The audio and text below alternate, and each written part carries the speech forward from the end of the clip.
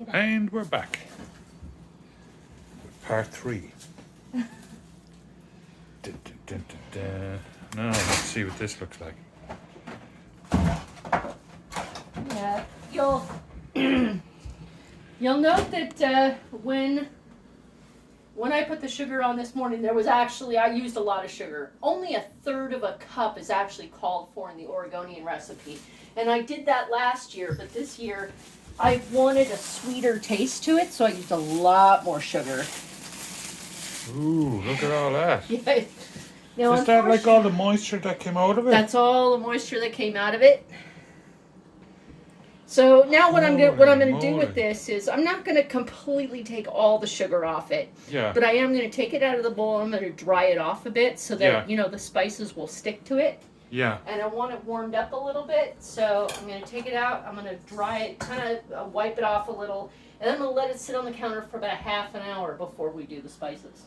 Oh, okay. Ooh, that's looking good already.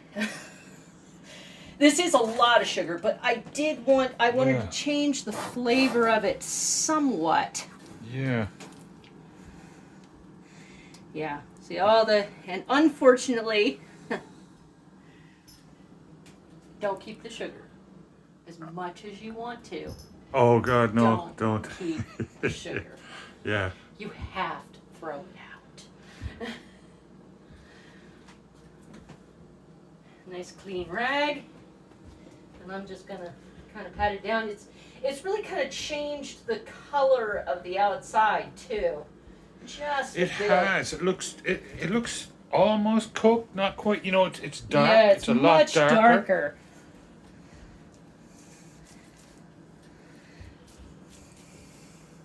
I do recommend following the actual recipe the very first year you make it, just so that you know what it tastes like and how to change it over time.